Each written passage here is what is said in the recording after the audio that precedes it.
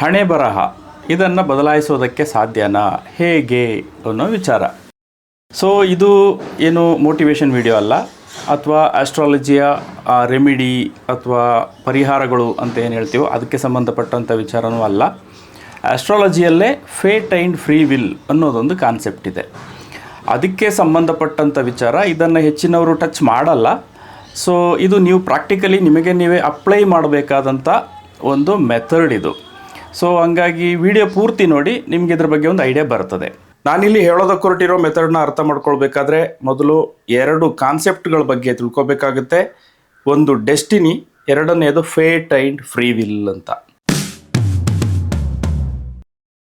ಇದರಲ್ಲೀಗ ಮೊದಲನೇದಾಗಿ ಡೆಸ್ಟಿನಿ ಅನ್ನೋ ಒಂದು ವಿಚಾರ ಬರ್ತದೆ. ನಿಮಗೆ ಈ ಡೆಸ್ಟಿನಿ ಅಂದರೆ ಏನು ಅನ್ನೋದನ್ನು ನಿಮಗೆ ಎಕ್ಸ್ಪ್ಲೈನ್ ಮಾಡಲಿಕ್ಕೆ ಒಂದು ಸಿಂಪಲ್ ಎಕ್ಸಾಂಪಲ್ ಹೇಳ್ತೀನಿ. ನೀವೊಂದು ಮೊಬೈಲ್ ತಗೊಳ್ತೀರಾ ಅಂತ ಇಟ್ಕೊಳ್ಳಿ. ಸೊ ತಗೊಂಡಾಗ ಅದರಲ್ಲಿ ಒಂದು ಫ್ಯಾಕ್ಟ್ರಿ ಸೆಟ್ಟಿಂಗ್ ಅಥವಾ ಒಂದು ಡಿಫಾಲ್ಟ್ ಸೆಟ್ಟಿಂಗ್ ಬಂದಿರ್ತದೆ. ಆ ಡಿಫಾಲ್ಟ್ ಸೆಟ್ಟಿಂಗ್ ಏನಿದೆಯೋ ಅದೇನೇ ನೀವು ಹುಟ್ಟುವಾಗ ಗ್ರಹಗಳ ಅಲೈನ್ಮೆಂಟ್ನಿಂದ ನಿಮ್ಮೊಳಗೆ ರಚಿತವಾದಂಥ ಒಂದು ಡಿಫಾಲ್ಟ್ ಡೆಸ್ಟಿನಿ ಆಗಿರ್ತದೆ. ಸೊ ಈ ಡಿಫಾಲ್ಟ್ ಡೆಸ್ಟಿನಿ ಅನ್ನೋದೇನಿದೆಯೋ ಇದು ನಿಮ್ಮ ಬದುಕಿನ ದಾರಿ ಆಗಿರ್ತದೆ ಮತ್ತು ಅದೇ ದಾರಿಯಲ್ಲಿ ನೀವು ನಡಿಬೇಕಾಗುತ್ತೆ. ಆದರೆ ನಿಮ್ಮ ಮೊಬೈಲ್ನ ನೀವು ಹೇಗೆ ಬೇಕೋ ಹಾಗೆ ಬಳಸೋದಕ್ಕೆ ನೀವು ಕ್ರಮೇಣವಾಗಿ ಅದನ್ನು ಪರ್ಸ್ನಲೈಸ್ಡ್ ಸೆಟ್ಟಿಂಗಿಗೆ ಬಳಸ್ತಾ ಹೋಗ್ತೀರಾ. ಹಾಗೆಯೇ ನಿಮ್ಮ ಡೆಸ್ಟಿನಿಯನ್ನು ಕೂಡ ನಿಮ್ಮ ಪರ್ಸ್ನಲೈಸ್ಡ್ ಸೆಟ್ಟಿಂಗಿಗೆ ಬದಲಾಯಿಸ್ಕೊಂಡು ಹೋಗೋದಕ್ಕೆ ಅವಕಾಶ ಇರ್ತದೆ. ಕೆಲವರು ಮೊಬೈಲ್ನ ಹೆಚ್ಚಿಗೆ ಏನು ಬದಲಾವಣೆ ಮಾಡಲಿಕ್ಕೆ ಹೋಗೋದಿಲ್ಲ, ಸೆಟ್ಟಿಂಗ್ಸ್ನು ಏನು ಬದಲಾವಣೆ ಮಾಡಲಿಕ್ಕೆ ಹೋಗೋದಿಲ್ಲ, ಅದರಲ್ಲಿ ಎಷ್ಟು ಸಾಧ್ಯನೋ ಅಷ್ಟನ್ನೇ ಬಳಸ್ತಾ ಹೋಗ್ತಾರೆ. ಮತ್ತೆ ಕೆಲವರು ತಮಗೆ ಹೇಗೆ ಬೇಕೋ ಹಾಗೆ ಸೆಟ್ಟಿಂಗ್ಸ್ನ ಬದಲಾವಣೆ ಮಾಡಿಕೊಂಡು ಆ ಮೊಬೈಲ್ನ ಲಿಮಿಟೇಷನ್ ಒಳಗಡೆ ಹೇಗೆಲ್ಲ ಬಳಸಲಿಕ್ಕೆ ಸಾಧ್ಯನೋ ಹಾಗೆಲ್ಲ ಬಳಸ್ತಾ ಹೋಗ್ತಾರೆ. ಒಂದು ವೇಳೆ ನಿಮ್ಮ ಡೆಸ್ಟಿನಿ ಹೆಂಗೆ ರಚಿತವಾಗಿದೆಯೋ ಅಥವಾ ಹೆಂಗೆ ರೂಪುಗೊಂಡಿದೆಯೋ ಅದರಂತೆ ನಡ್ಕೊಂಡು ಹೋದರೆ ಏನು ಗ್ರಹಗತಿಗಳು ಅಂತ ಏನಿದೆಯೋ ಅದು ನಿಮ್ಮನ್ನು ಹೇಗೆ ನಡೆಸ್ಕೊಂಡು ಹೋಗ್ತಾವೋ, ಅದು ಹೆಂಗೆ ಇನ್ಫ್ಲೂಯೆನ್ಸ್ ಮಾಡ್ತಾ ಹೋಗ್ತದೋ ಅದೇ ರೀತಿ ನೀವು ಕೂಡ ನಡ್ಕೊಂಡು ಹೋಗ್ತೀರಾ. ಅದೇ ನೀವು ಪರ್ಸ್ನಲೈಸ್ಡ್ ಸೆಟ್ಟಿಂಗಿಗೆ ನೀವು ನಿಮ್ಮ ಡೆಸ್ಟಿನಿಯನ್ನು ಬದಲಾಯಿಸೋದಕ್ಕೆ ಪ್ರಯತ್ನ ಪಟ್ಟರೆ, ನಿಮಗೆ ಹೆಂಗೆ ಮೊಬೈಲ್ನ ನೀವು ಯಾವ ರೀತಿಯಲ್ಲಿ ಬೇಕಾದರೂ ಬಳಸೋದಕ್ಕೆ ನೀವು ಸೆಟ್ಟಿಂಗನ್ನು ಬದಲಾಯಿಸಲಿಕ್ಕೆ ಸಾಧ್ಯ ಇದೆಯೋ ಹಾಗೆಯೇ ನಿಮ್ಮ ಹಣೆ ಬರಹದ ವಿಚಾರದಲ್ಲೂ ಕೂಡ ನೀವು ನಿಮಗೆ ಅದನ್ನು ಉಪಯೋಗ ಆಗುವ ರೀತಿಯಲ್ಲಿ ಬದಲಾಯಿಸೋದಕ್ಕೆ ಅವಕಾಶಗಳು ಇದೆ. ಆದರೆ ಒಂದೇ ದಿನದಲ್ಲಿ ಮೊಬೈಲ್ನ ನಾನು ಎಲ್ಲ ಚೇಂಜ್ ಮಾಡಿಬಿಡ್ತೀನಿ ಅಂತ ಹೋದರೆ ಏನಾಗ್ಬೋದು, ಒಂದು ನಿಮಗೆ ಅದನ್ನು ಹ್ಯಾಂಡ್ಲಿಂಗ್ ಮೆಥಡ್ ಪ್ರಾಬ್ಲಮ್ ಆಗ್ಬೋದು, ಹ್ಯಾಂಡ್ಲಿಂಗ್ ಹೆಂಗಪ್ಪ ಇದು ಅಂತ ಅನ್ನಿಸ್ಬೋದು, ಅಥವಾ ಮೊಬೈಲೇ ಹ್ಯಾಂಗ್ ಆಗ್ಬೋದು. ಸೊ ಹಾಗೆಯೇ ನಿಮ್ಮ ಪರ್ಸ್ನಲೈಸ್ಡ್ ಏನು ಡೆಸ್ಟಿನಿ ಅನ್ನೋದೇನಿದೆಯೋ ಅದನ್ನು ನೀವು ಪರ್ಸ್ನಲೈಸ್ಡ್ ಸೆಟ್ಟಿಂಗಿಗೆ ಬದಲಾಯಿಸಬೇಕಾದ್ರೂ ಕೂಡ ಅದಕ್ಕೆ ಒಂದು ಕ್ರಮಬದ್ಧವಾದಂಥ ವಿಧಾನವನ್ನು ಫಾಲೋ ಮಾಡಬೇಕಾಗತ್ತೆ. ಸ್ಟೆಪ್ ಬೈ ಸ್ಟೆಪ್ ಒಂದು ಸಣ್ಣ ಸಣ್ಣ ಹೆಜ್ಜೆಯ ಮೂಲಕ ಇದನ್ನು ಮಾಡಬೇಕಾಗುತ್ತೆ. ಈಗಷ್ಟೇ ನಾನು ಫೇಟ್ ಆ್ಯಂಡ್ ಫ್ರೀ ವಿಲ್ ಅನ್ನೋ ಒಂದು ಕಾನ್ಸೆಪ್ಟ್ ಜ್ಯೋತಿಷ್ಯದಲ್ಲಿ ಇದೆ ಅಂತ ಹೇಳಿದೆ. ಈ ಫೇಟ್ ಆ್ಯಂಡ್ ಫ್ರೀ ವಿಲ್ ಅಂದರೆ ಏನು ಅಂತ, ಇದೇನು ಹೊಸ ಆವಿಷ್ಕಾರ ಏನಲ್ಲ, ಇದು ಆ್ಯಕ್ಚುಲಿ ಆಸ್ಟ್ರಾಲಜಿಯಲ್ಲಿ ಇರುವಂಥ ವಿಚಾರನೇ. ಆದರೆ ಇದನ್ನು ಅರ್ಥ ಮಾಡಿಸೋದು ಕಷ್ಟ, ಹಾಗೆಯೇ ಅರ್ಥ ಮಾಡ್ಕೊಳ್ಳೋದು ಕಷ್ಟ.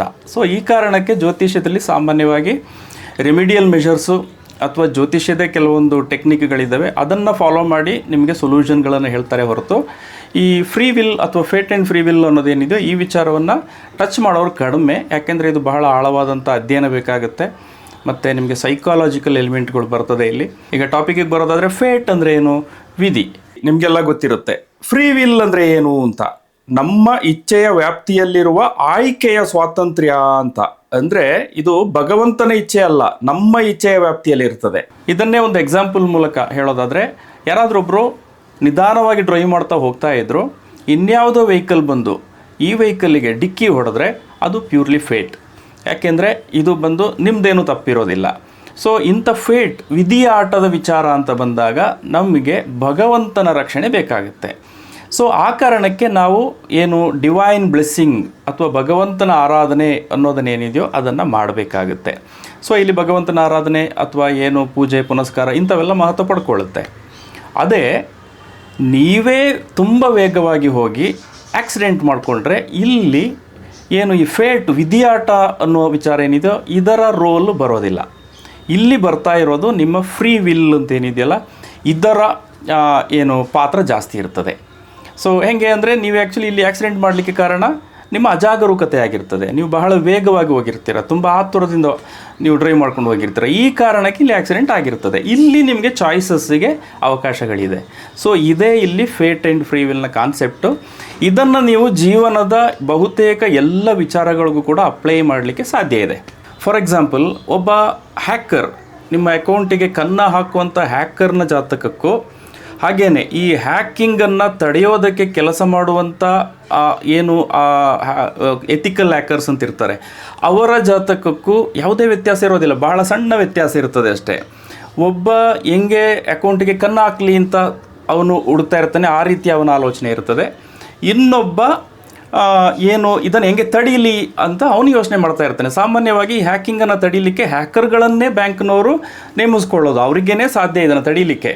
ಸೊ ಈ ಚಾಯ್ಸಸ್ ಇದೆಯಲ್ಲ, ಯಾರು ಈ ಹ್ಯಾಕಿಂಗನ್ನು ತಡಿಬೇಕು ಅಂತ ಏನು ಕೆಲಸ ಮಾಡ್ತಾ ಇರೋರು ಅವರಿಗೆ ಗೌರವ ಇರ್ತದೆ, ಸ್ಥಾನಮಾನ ಇರ್ತದೆ, ಅವ್ರದ್ದು ಜೀವನ ಚೆನ್ನಾಗಿರ್ತದೆ. ಅವ್ರಿಗೇನು ರಿಸ್ಕ್ ಇರೋದಿಲ್ಲ, ಟೆನ್ಷನ್ ಇರೋದಿಲ್ಲ. ಇನ್ ದ ಸೆನ್ಸ್ ನನಗೆ ಸಮಾಜ ಏನೋ ಪ್ರಾಬ್ಲಮ್ ಆಗ್ಬೋದು, ನಾಳೆ ಏನಾಗ್ಬೋದು, ಪೊಲೀಸ್ ಹಿಡಿಬೋದು, ಇಂಥ ಯಾವುದೇ ಸಮಸ್ಯೆ ಇರೋದಿಲ್ಲ. ಅವನದು ಲೈಫ್ ಏನಿದೆಯೋ ಅವ್ನಿಗೆ ಅದೊಂದು ಪ್ರೊಫೆಷನ್ ಥರ ಹೋಗ್ತಾ ಇರ್ತದೆ. ಅದೇ ಹ್ಯಾಕರ್ಗಳದ್ದು ಹೆಂಗಾಗುತ್ತೆ, ಅವ್ರಿಗೆ ಯಾವಾಗಲೂ ಅನ್ಸರ್ಟನಿಟಿ ಇರ್ತದೆ. ಯಾವಾಗ ಬೇಕಾದ್ರೂ ಅವ್ರು ಸಿಕ್ಕಾಕೊಳ್ಬೋದು, ಅವ್ರದ್ದು ಮೆಥಡ್ ಏನಿದೆಯೋ ಕೈ ಕೊಡ್ಬೋದು, ಮತ್ತು ಅವರ ಲೈಫು ಕೂಡ ಅದು ಬೇರೆದೇ ರೂಟ್ ತಗೊಂಡಿರುತ್ತೆ. ಅವರು ಸಮಾಜ ಕಂಟಕರಾಗಿರ್ತಾರೆ, ಇವರು ಸಮಾಜಕ್ಕೆ ಒಂದು ಮಾದರಿಯಾಗಿ ಸಮಾಜದ ರಕ್ಷಕರಾಗಿ ಕೆಲಸ ಮಾಡ್ತಾರೆ. ಇಲ್ಲಿ ನೋಡಿ, ಆಯ್ಕೆ ಅನ್ನೋದೇನಿದೆಯಲ್ಲ, ಇಲ್ಲಿ ಇದು ಇವರ ಜೀವನವನ್ನು ಬದಲಾಯಿಸಿದೆ.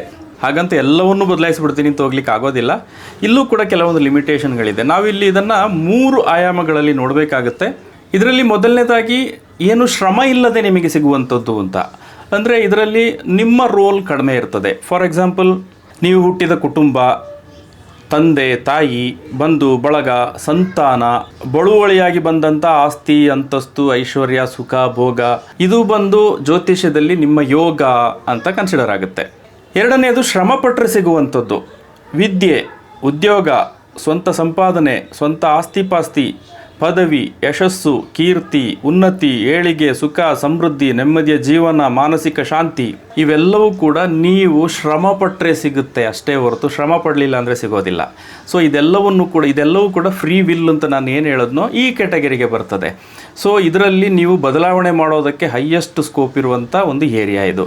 ಇನ್ನು ಮೂರನೇದು, ಶ್ರಮಪಟ್ಟರೂ ಸಿಗದೇ ಇರುವಂಥದ್ದು, ಇದು ಪ್ಯೂರ್ಲಿ ವಿಧಿಲಿಖಿತ ಅಂತ ಏನು ಹೇಳ್ತಾರಲ್ಲ ಅದು ಫೇಟ್. ಇದು ಅಂದರೆ ಆಯುಷ್ಯ, ಸಾವು ನೋವುಗಳು, ಅನಿರೀಕ್ಷಿತ ಆಘಾತಗಳು ಅಂತ ಏನು ಹೇಳ್ತೀವೋ ಅದು, ಅಂಗಾಂಗ ಊನ, ಹುಟ್ಟಿನ ಸಮಸ್ಯೆಗಳು, ದೌರ್ಭಾಗ್ಯದ ಘಟನೆಗಳು, ನೈಸರ್ಗಿಕ ವಿಕೋಪಗಳು ಅಂತ ಏನು ಹೇಳ್ತೀವಲ್ವ.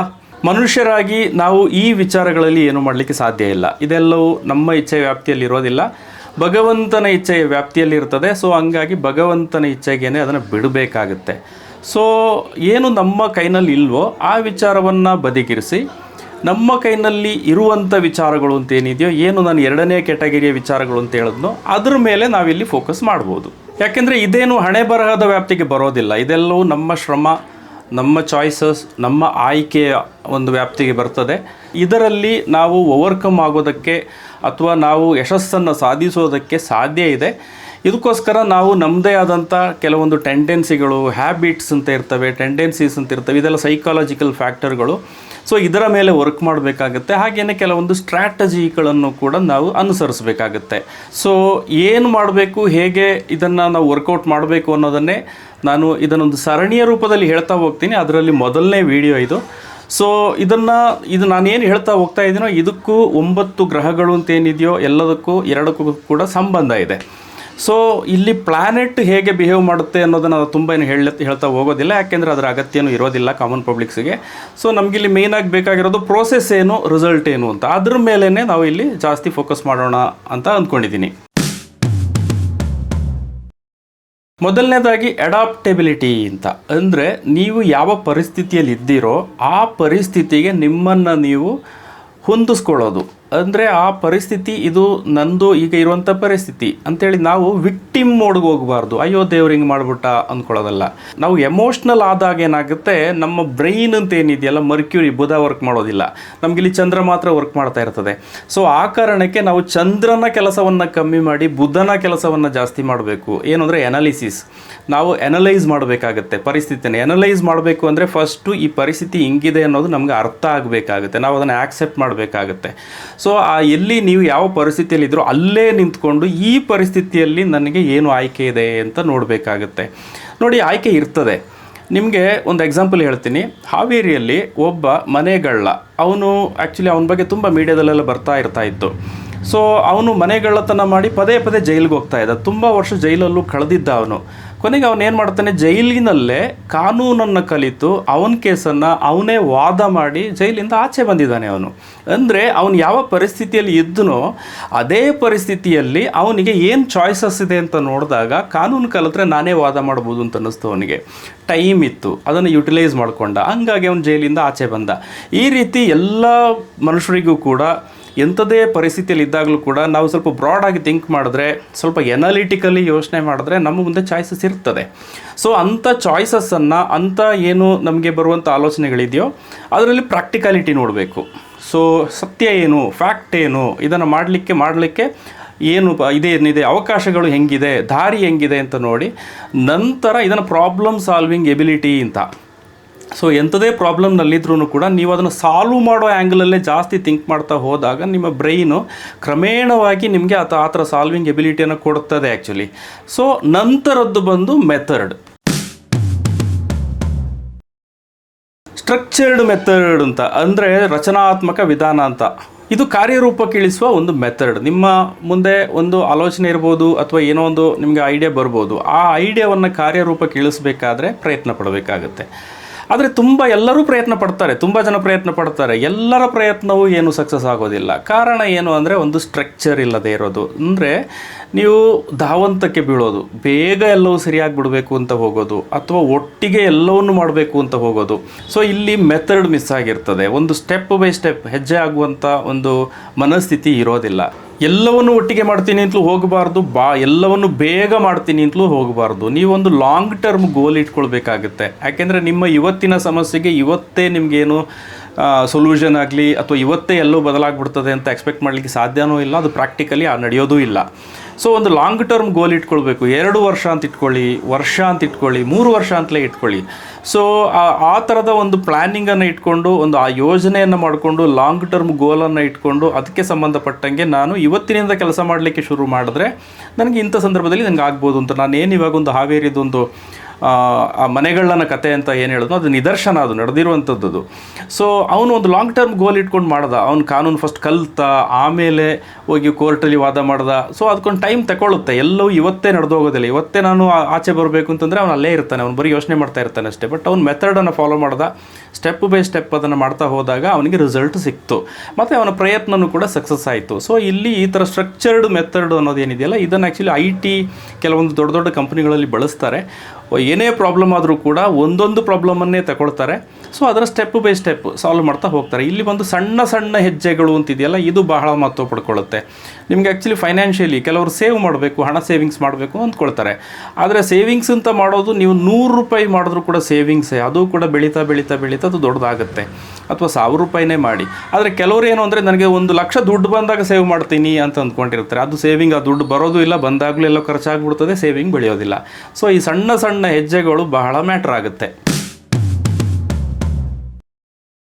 ಇನ್ನು 3ನೇದು ಕಾನ್ಸ್ಟೆಂಟ್ ಎಫರ್ಟ್ ಅಂತ, ಪ್ರಯತ್ನ ಅನ್ನೋದು ನಿರಂತರವಾಗಿರಬೇಕಾಗುತ್ತೆ. ನಿರಂತರವಾಗಿ ಅಂದರೆ ನಿಮ್ಮದೇನು ಕೆಲಸ ಹಿಡಿದಿದ್ದೀರೋ ಅದು ಮುಗಿಯೋವರೆಗೂ ಕೂಡ ಪ್ರಯತ್ನದ ಹಿಂದೆನೇ ಇರಬೇಕಾಗುತ್ತೆ.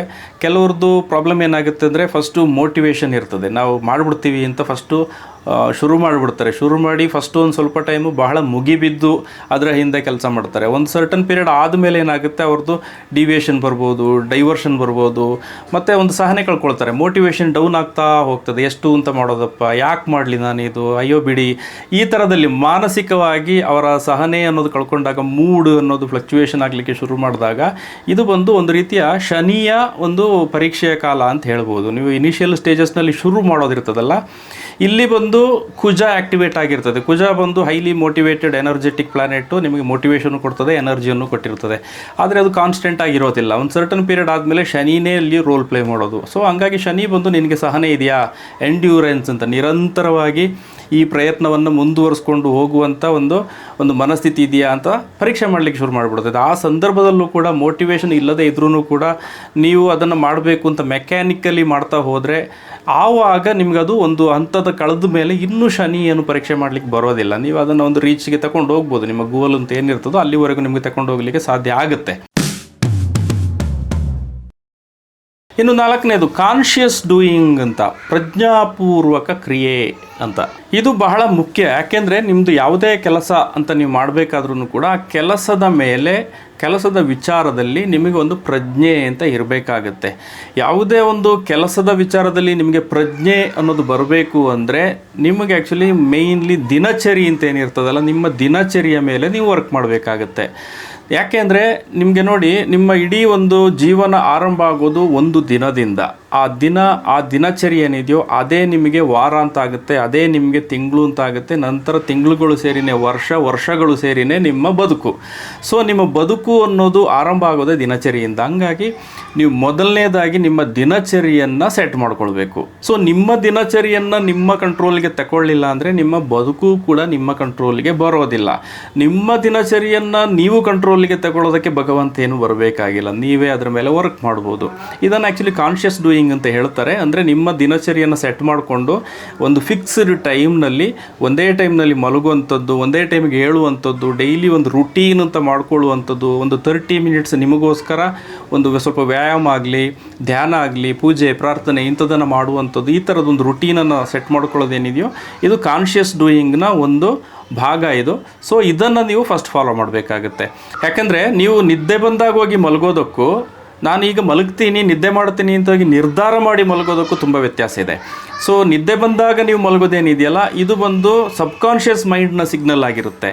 ನಾನು ಹೋಗಿ ಮಲಗ್ತೀನಿ ಅಂತ ನೀವೇ ಒಂದು ನಿರ್ಧಾರ ಮಾಡಿ ಮಲಗೋದೇನಿದೆಯಲ್ಲ, ಇದು ಬಂದು ಕಾನ್ಷಿಯಸ್ ಮೈಂಡ್ನ ಸಿಗ್ನಲ್ ಆಗಿರುತ್ತೆ. ಸೊ ಇದು ಈ ಕಾನ್ಷಿಯಸ್ ಮೈಂಡು ಮತ್ತು ಸಬ್ಕಾನ್ಷಿಯಸ್ ಮೈಂಡು ಮತ್ತು ಇದು ಗ್ರಹಗತಿ ಹೆಂಗೆ ಇದು ಇನ್ಫ್ಲುಯೆನ್ಸ್ ಮಾಡುತ್ತೆ ಅನ್ನೋದನ್ನು ನಾನು ಇದನ್ನು ಸಪ್ರೇಟ್ ವೀಡಿಯೋದಲ್ಲಿ ಹೇಳ್ತೀನಿ. ಸೊ ಇದು ಉದ್ದ ಆಗ್ಬಿಡ್ತದೆ. ಒಟ್ಟಿನಲ್ಲಿ ನೀವು ಏನು ದಿನಚರಿ ಏನಿದೆಯಲ್ಲ ಇದನ್ನು ಸ್ವಲ್ಪ ರುಟೀನ್ ಫಿಕ್ಸ್ ಮಾಡಿಕೊಂಡು ದಿನಚರಿಯ ಮೇಲೆ ವರ್ಕ್ ಮಾಡೋದು, ಇದು ಏನು ಸ್ಟ್ರಕ್ಚರ್ಡ್ ಮೆಥಡ್ ಅಂತ ನಿಮ್ಗೆ ಏನು ಹೇಳೋದ್ನೋ ಅದರ ಒಂದು ಭಾಗ ಇದು. ಸೊ ಅದನ್ನು ಕೂಡ ನೀವು ಇಲ್ಲಿ ಅಡಾಪ್ಟ್ ಮಾಡ್ಕೊಳ್ಬೇಕಾಗತ್ತೆ. ಸೊ ಇಷ್ಟು ವಿಚಾರಗಳನ್ನು ನೀವು ಗಮನದಲ್ಲಿರಿಸ್ಕೊಂಡು ನಿಮ್ಮ ಲೈಫ್ನಲ್ಲಿ ಯಾವುದೇ ವಿಚಾರಗಳಿಗೂ ಕೂಡ ನೀವು ಇದನ್ನು ಅವನು ಇಂಪ್ಲಿಮೆಂಟ್ ಮಾಡಲಿಕ್ಕೆ ಶುರು ಮಾಡಿದ್ರೆ, ಏನು ಹಣೆ ಬರಹ ಅಂತ ಅಂದ್ಕೊಂಡು ನೀವೇನು ಕೊರಗ್ತಾ ಇದ್ದೀರಲ್ಲ, ಇದರಿಂದ ಆಚೆ ಬರೋದಕ್ಕೆ ನಿಮಗೆ ಸಾಕಷ್ಟು ಸಂದರ್ಭಗಳಲ್ಲಿ ಸಾಧ್ಯವೂ ಆಗುತ್ತೆ. ನಿಮಗೆ ಆಯ್ಕೆಗಳು ಕಾಣುತ್ತೆ, ಅದರ ಮೇಲೆ ವರ್ಕ್ ಮಾಡೋದಕ್ಕೆ ಅವಕಾಶಗಳು ಕೂಡ ಇರ್ತದೆ. ಸೊ ಇದರಲ್ಲಿ ಇವಾಗ ಜ್ಯೋತಿಷ್ಯದ ರೋಲ್ ಏನು, ಆಸ್ಟ್ರಾಲಜಿ ರೋಲ್ ಏನು ಅಂತ ಕೇಳ್ಬೋದು ನೀವು. ಸೊ ಜ್ಯೋತಿಷ್ಯ ಬಂದು ಹೌ ಯು ಬಿಲ್ಟ್ ಅನ್ನೋದನ್ನು ಹೇಳುತ್ತೆ. ಅಂದರೆ ನೀವು ಒಪ್ಪೋನ, ಸ್ಯಾಮ್ಸಂಗ, ಐಫೋನ ಇದನ್ನು ಹೇಳುತ್ತೆ. ಆ್ಯಕ್ಚುಲಿ ಎಲ್ಲ ಗ್ರಹಗಳಿಗೂ ಕೂಡ ಕಾನ್ಸ್ಟಿಟ್ಯೂಷನ್ ಅಂತ ಇರ್ತದೆ. ಅಂದರೆ ವಾತ, ಪಿತ್ತ, ಕಫ ಅಂತ ಇದು ಕ್ಲಾಸಿಕಲ್ ಗ್ರಂಥಗಳಲ್ಲೇ ಇದರ ವಿವರಣೆ ಇದೆ. ಸೊ ಆ ಗ್ರಹಗಳನ್ನು ಆಧರಿಸಿ ನೀವು ಹೆಂಗೆ ನಿರ್ಮಿತವಾಗಿದ್ದೀರಾ ಅನ್ನೋದನ್ನು ಐಡೆಂಟಿಫೈ ಮಾಡಲಿಕ್ಕೆ ಸಾಧ್ಯ ಇದೆ. ಹಾಗೆಯೇ ನಿಮ್ಮ ರಾಶಿ, how you feel and react ಅಂತ, ನೀವು ಹೆಂಗೆ ಪ್ರತಿಕ್ರಿಯಿಸ್ತೀರಾ, ನೀವು ಸಂದರ್ಭವನ್ನು ಹೆಂಗೆ ನೀವು ಫೀಲ್ ಮಾಡ್ತೀರಾ, ನಿಮ್ಮ ಎಮೋಷನ್ ಯಾವ ರೀತಿ ವರ್ಕ್ ಮಾಡುತ್ತೆ ಅನ್ನೋದನ್ನು ಈ ರಾಶಿ ಅನ್ನೋದು ನಿಮಗೆ ಹೇಳ್ಕೊಡುತ್ತೆ ಆ್ಯಕ್ಚುಲಿ. ಹಾಗೆಯೇ ನಕ್ಷತ್ರಗಳು, ನಿಮ್ಮ ಏನು ಇನ್ಸ್ಟಿಂಕ್ಟ್ ಅಂತ ಹೇಳ್ತಾರೆ, ಒಂದು ಸೈಕಾಲಜಿಕಲ್ ಮೋಟಿವೇಶನ್, ನಿಮ್ಮದು ಇನ್ನರ್ ಮೋಟಿವೇಶನ್ ಅಂತ ಏನಿದೆಯಲ್ಲ ಇದು ನಕ್ಷತ್ರಗಳು ಹೇಳ್ಕೊಡುತ್ತೆ. ಸೊ ಇದಿಷ್ಟು ವಿಚಾರಗಳನ್ನು ನಾವು ಪರಿಗಣಿಸುವಾಗ ನಿಮಗೆ ಆ್ಯಕ್ಚುಲಿ ಆಸ್ಟ್ರಾಲಜಿಕಲ್ಲಿಯೂ ಕೂಡ ಏನು ನೀವು ಮಾಡ್ತಾ ಇರುವಂಥ ಕೆಲಸಗಳಲ್ಲಿ ನೀವು ಯಾವ ರೀತಿ ಕೆಲಸ ಮಾಡ್ಬೋದು ಅನ್ನೋದನ್ನು ನಿಮಗೆ ಗೈಡ್ ಮಾಡಲಿಕ್ಕೆ ಇದರಲ್ಲಿ ಅವಕಾಶ ಇದೆ. ಇದು ಆಸ್ಟ್ರಾಲಜಿಯದೇ ಒಂದು ಮೆಥಡ್. ಇದರಲ್ಲಿ ಸೈಕಾಲಜಿ ಇನ್ವಾಲ್ವ್ ಆಗಿದೆ ಅಷ್ಟೇ. ಸೊ ಆಸ್ಟ್ರಾಲಜಿಯಲ್ಲೂ ಕೂಡ ಸೈಕಾಲಜಿ ಇದೆ. ಸೈಕಾಲಜಿ ಅಂದ್ರೇನು, ಮನಃಶಾಸ್ತ್ರ. ನಮಗೀಗ ಜ್ಯೋತಿಷ್ಯದ ವಿಚಾರಕ್ಕೆ ಬಂದರೆ ಚಂದ್ರಮೋ ಮನಸೋ ಜಾತ ಅಂತ ಹೇಳಿದ್ದಾರೆ. ನಿಮ್ಮ ರಾಶಿ ಅಂದರೆ ಏನಿದೆಯೋ ಇದೆಲ್ಲವೂ ನಿಮ್ಮ ಮನಸ್ಸಿನ ವಿಚಾರಗಳನ್ನು ಹೇಳುತ್ತೆ ಅನ್ನೋದನ್ನು ಶಾಸ್ತ್ರದಲ್ಲೂ ಉಲ್ಲೇಖ ಮಾಡಿದ್ದಾರೆ. ಸೊ ಅದರಂತೆ ನಾವೀಗ ಆ್ಯಕ್ಚುಲಿ ಇದೇನು ಈಗ ಮಾಡ್ರನ್ ಆಸ್ಟ್ರಾಲಜಿ ಅಂತ ಏನಿದೆಯೋ ಇಲ್ಲಿ ಈ ಥರ ಸೈಕಾಲಜಿಕಲ್ ಕೆಲವೊಂದು ಟೆಂಡೆನ್ಸೀಸ್, ಹ್ಯಾಬಿಟ್ಸ್, ಹಾಗೇನೇ ಪ್ಯಾಟ್ರನ್ಗಳು ಮತ್ತು ಸೈಕಾಲಜಿಕಲ್ ಗೈಡೆನ್ಸ್ಗಳು ಇದನ್ನೆಲ್ಲ ಆಧರಿಸಿ ನಿಮ್ಮ ಸಮಸ್ಯೆಗೆ ಈ ಥರದ ಗೈಡೆನ್ಸ್ ಕೊಡುವಂಥದ್ದು ಏನಿದೆ ಇದು ಮೋಸ್ಟ್ ಎಫೆಕ್ಟಿವ್ ಮೆಥಡ್ ಅಂತ ಆ್ಯಕ್ಚುಲಿ ಇದು ಅನ್ನಿಸ್ಕೊಂಡಿದೆ. ಸೊ ಅದನ್ನೇ ನಾನಿಲ್ಲಿ ಹೇಳ್ತಾ ಬಂದಿದ್ದೀನಿ. ಇದನ್ನು ನೀವು ಪಾಲಿಸ್ಬೋದು, ಫಾಲೋ ಮಾಡ್ಬೋದು. ಹಾಗಾದರೆ ದೇವರು, ಪೂಜೆ, ಪುನಸ್ಕಾರ, ರೆಮಿಡೀಸ್ ಇದೆಲ್ಲ ಏನು ಅಂತ ನೋಡಿ. ದೇವರು, ಪೂಜೆ, ಪುನಸ್ಕಾರ ಇದೆಲ್ಲ ಇರಬೇಕಾಗುತ್ತೆ. ನಮಗೆ ಆ್ಯಕ್ಚುಲಿ ನಂಬಿಕೆ ಅನ್ನೋದೇನಿದೆಯಲ್ಲ, ಈ ನಂಬಿಕೆ ಅನ್ನೋದು ಕೂಡ ಇಲ್ಲಿ ಬಹಳ ದೊಡ್ಡ ರೋಲ್ ಪ್ಲೇ ಮಾಡುತ್ತೆ. ನಾವು ಏನೇ ಕೆಲಸ ಮಾಡ್ತಾ ಹೋಗಬೇಕಾದ್ರೂ ಕೂಡ ನಂಬಿಕೆ ಅನ್ನೋದು ಬೇಕು. ಆದರೆ ನೀವು ಭಗವದ್ಗೀತೆಯಲ್ಲಿ ಶ್ರೀಕೃಷ್ಣ ಸಾಕ್ಷಾತ್ ಭಗವಂತ, ಆದರೆ ಸಾಕ್ಷಾತ್ ಭಗವಂತನೇ ಆಗಿದ್ರೂ ಕೂಡ ಶ್ರೀಕೃಷ್ಣ ತಾನಾಗಿ ಯುದ್ಧ ಮಾಡಲಿಲ್ಲ. ಅರ್ಜುನನಿಗೆ ಏನು ಹೇಳಿದ್ದು, ನಾನು ನಿನಗೆ ಸಾರಥಿಯಾಗಿ ದಾರಿ ತೋರಿಸ್ತೀನಷ್ಟೇ, ನಿನ್ನ ಯುದ್ಧವನ್ನು ನೀನೇ ಮಾಡಬೇಕು ಅಂತ. ಸೊ ಭಗವದ್ಗೀತೆಯ ಸಾರವೇ ಇಲ್ಲಿ ಸ್ಪಷ್ಟವಾಗಿ ಹೇಳ್ತಾ ಇದೆ. ಏನು ನಮ್ಮ ಮನುಷ್ಯ ಜೀವನ ಅನ್ನೋದು ಏನಿದೆಯೋ ಇದು ಪ್ರೋಗ್ರಾಮ್ ಆಗಿರೋದೇ ಹೀಗೆ. ಇಲ್ಲಿ ನಮ್ಮ ಯುದ್ಧವನ್ನು ನಾವೇ ಮಾಡಬೇಕು, ನಾವೇ ಧನಸ್ಸು ಎತ್ಕೊಳ್ಬೇಕು. ಸೊ ಆಸ್ಟ್ರಾಲಜಿಯಲ್ಲಿ ಏನು ನಾವು ಯೂಶ್ವಲ್ ರೆಮಿಡಿ ಅಥವಾ ಪರಿಹಾರ ಇಂಥ ವಿಚಾರಗಳಲ್ಲದೆ ತುಂಬ ವಿಚಾರಗಳಿದೆ. ಸೊ ಅದರಲ್ಲೇ ಒಂದಷ್ಟು ವಿಚಾರಗಳನ್ನು, ಕೆಲವೊಂದು ಡೈಮೆನ್ಷನ್ಗಳು, ಬೇರೆ ಬೇರೆ ಡೈಮೆನ್ಷನ್ಗಳನ್ನು ನಾನು ಎಕ್ಸ್ಪ್ಲೈನ್ ಮಾಡುವ ಅಂದ್ಕೊಂಡಿದ್ದೀನಿ. ಅದರ ಒಂದು ಭಾಗವಾಗಿ ಈ ವಿಡಿಯೋ ಮಾಡಿದ್ದೀನಿ. ಮುಂದೆಯೂ ಇದಕ್ಕೆ ಸಂಬಂಧಪಟ್ಟಂಗೆ ಬೇರೆ ಬೇರೆ ಆಸ್ಪೆಕ್ಟನ್ನು ತೆರೆದಿಡೋದಕ್ಕೆ ಪ್ರಯತ್ನ ಪಡ್ತೀನಿ. ಸೊ ಮುಂದಿನ ಎಪಿಸೋಡ್ನಲ್ಲಿ ಸಿಗ್ತೀನಿ ಸ್ನೇಹಿತರೆ. ನಮಸ್ಕಾರ.